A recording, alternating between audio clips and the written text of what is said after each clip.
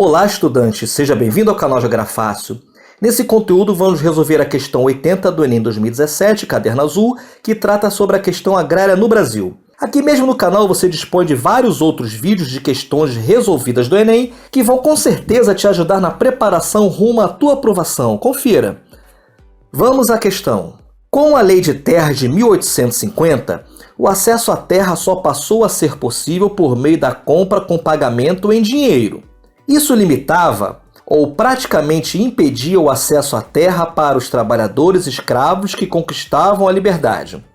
O fato legal evidenciado no texto acentuou o processo de opção A, reforma agrária, opção B, expansão mercantil, opção C, concentração fundiária, opção D, desruralização da elite, opção E, mecanização da produção. Quero destacar o fragmento denunciado em praticamente impedia o acesso à terra para os trabalhadores escravos que conquistavam a liberdade. Antes da existência da Lei de Terras, havia a possibilidade de uma pessoa, livre é claro, adquirir a propriedade de terra por meio da posse, utis possidetis, ou através da doação da coroa portuguesa. Somado a isso, a Lei de Terras foi aprovada 14 dias após a Lei Eusébio de Queiroz, que proibiu o comércio de escravos africanos, sinalizando a possibilidade da abolição da escravatura, o que só ocorreu em 1888. Ou seja, a Lei de Terras se antecipou à libertação dos escravos, que poderiam adquirir uma propriedade pela posse ou utis possidetis, mas essa chance os escravos libertos nunca tiveram. Feitas as ressalvas, vamos às opções. A. Reforma agrária.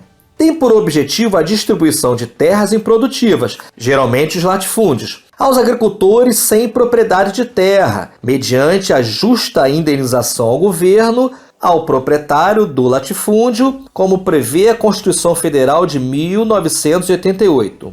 Muitos autores apontam a reforma agrária como solução para os conflitos pela posse de terra no campo. B. Expansão mercantil. Refere-se ao aumento do comércio, especialmente na Europa durante o período das grandes navegações europeias, entre os séculos XV a XVII, onde o Brasil se conectou à economia mundo, primeiro como colônia e depois como império. C. Concentração fundiária. Fundiário é relativo à terra. Então, concentração fundiária se refere a uma situação em que poucas pessoas ou famílias possuem a posse das terras. A concentração fundiária em um país vai se traduzir em imensos latifúndios, na posse de poucas famílias, enquanto que o restante da população fica excluída de poder produzir alimentos, já que não possui capacidade financeira para comprar um pedaço de chão. D. Desruralização das elites. Significa que as elites rurais deixariam de ocupar o espaço rural para se instalar nas cidades, principalmente após a Grande Depressão, crise econômica mundial ocorrida após a quebra da Bolsa de Nova York, em 1929. Dessa maneira, o governo federal alterou o eixo econômico da economia brasileira. Passou de agrário exportador para urbano industrial. Mecanização da produção. É o uso de máquinas, tratores, sementeiras, colheitadeiras, etc., para a produção de alimentos. No Brasil, o processo de mecanização da agricultura se consolidou entre as décadas de 1950 e 1970, especialmente nas regiões sul e centro-oeste do Brasil. A mecanização da produção vai acelerar a expulsão do camponês, que migra para a cidade, no processo chamado de êxodo rural. E aí, turma, qual das opções é o processo resultante da Lei de Terra de 1850? Parabéns a você que assinalou a opção C, concentração fundiária.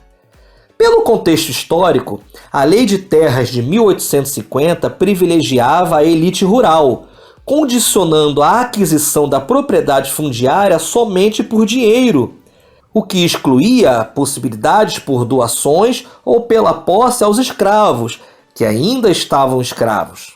A opção A, se realizada um dia, é capaz de permitir o acesso à propriedade de terra aos camponeses mais humildes. Mas não é o caso de ser o processo resultante da Lei de Terras, mas sim o de acabar com ela. Na opção B, o resultado do aumento do comércio se restringe aos senhores de engenho, processo anterior à Lei de Terras.